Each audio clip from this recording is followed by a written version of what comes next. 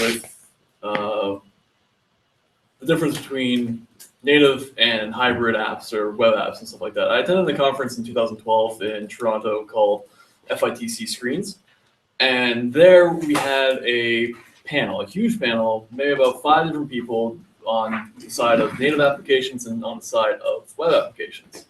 And when you get down to platforms, programmers tend to be very evangelical about the ones they support. Windows people love their ASP.NET, Java developers love Java, and iOS developers love C#. The whole debate was about whether or not web applications like HTML5 with Cordova and Ionic now could do the things we're doing right now. At the time, Cordova was not where it is today. And things like we've seen with Matt and layers would not have really been possible on Cordova at that time. So it's very interesting to see that web applications has become now kind of the standard, not the standard, but a viable opportunity for a lot of businesses to make an application on the platform. Anyways, I have a number of different aha moments that I want to go talk about. So as many of you know, I'm very, very, very, very busy a lot of my time, but I found a tool that's actually pretty freaking cool in order to keep track of the things that I'm doing. So behind me is a picture of Connie and Aniket. These are 2 of my friends from Toronto. They're both freelance developers. Well, actually, Connie's a freelance developer. Aniket just got a job somewhere else. But both of them need to keep track of time management. And so I looked around, and Connie gave me a really good tip on a great platform or great service called Toggl. And Toggl actually will keep track of different projects you're on, different clients you're working for, and the time that you're putting into it. The pro features allows you to actually put in billable hours, so you can now start charging and merging that together with like FreshBooks, so you can actually send people invoices. This is it here. And you can see, like, this is what I've been doing for the past little while. You can see Phase is in there, Bash brew stuff is in there. I can keep a giant log of everything, and I can keep going and put all the stuff on there. Yep. Sorry.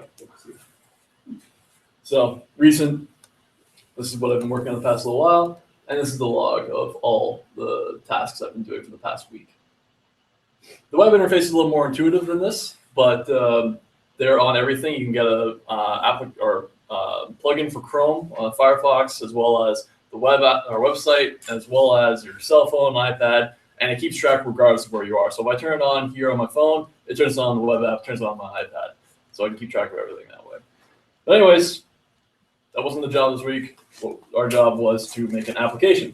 So I guess one of the things I should talk about is the opportunity that was presented to me was there is not a official or any CBRM transit application in Cape Breton.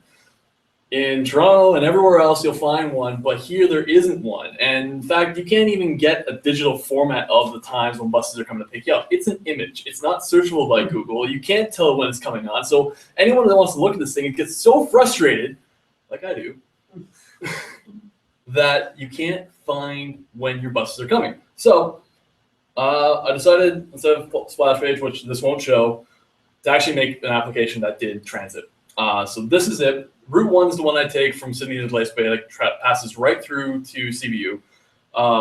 So I made it. Here it is. Boom. There's that. So where's it going to pick me up? Dorchester Street. That's right out here. Where do I want to go? I want to go to CBU. All right. Search. Boom. There's my times. This is what I can pick you up. This is light years ahead of everything that the CBRM has. I'm going to finish this. I'm going to launch it on Android, BlackBerry, and iOS, and it's going to be available for $1. All right? Thank you. Vancouver Island needs that also. Everyone needs it. Well, but you can build it for other places that have crappy ones as well. Yes. Actually, Yeah. that's a really good idea to do a global transit application. Well, that's the thing. This could be easily done because all this is just JSON data. These numbers are just thrown into like one giant form. Oops. That has like, oh, Dorchester Street gets picked up at this time. CBU gets picked up at that time. Now, I have to do a little bit more work to get the reverse of it. So if you want to go from CBU to Dorchester Street, that's a different story. because I don't have that working right now. And there's some other bugs in it, but like I can go back here and I could go to Route 3, to Place Bay, to wherever, New Aberdeen, and all these other ones. These are the only routes that go in here. And I know a lot of smaller municipalities have just a few routes. Milton only has, I think, about 5 routes back in Ontario, and they don't have an application that works very well. So there's that.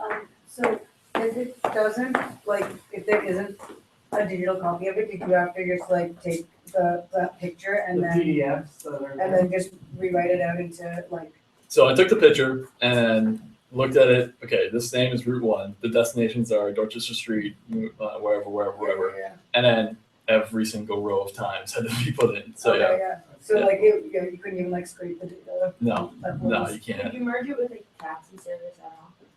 I guess not really. Well, actually, yeah, there would be an opportunity here to have in settings, basically Does it take like cabs, an hour and a half? advertising for cabs or advertisements for other things. I couldn't necessarily integrate with anything else, but I could put someone's number in there. I could put someone there so you tap on it and it calls you a cab right there. That would be great. Do they have apps in bigger cities where like the cab, you know exactly where the cab is? Yep. Uber. They have that in Halifax too. Casino Taxi has that. Bring up the map and I can see the cab actually physically moving. Yep. On the map and how Uber, everywhere. Lyft, and there's a couple other little Yellow transit Taxi does companies. it too in Halifax. And Halo Taxi in Toronto as well. They all have little applications that can request you cabs and whatnot. And there's even stuff for Android Wear where you can just tap for a anything cab to come pick you up. So yeah, that's Cape Breton Transit. That will be hopefully launching very, very soon. Interesting problem unique to Cape Breton. Is the bus quicker than taking a cab right now? In no other city would that even be applicable, but the cabs here are so slow. I waited like an hour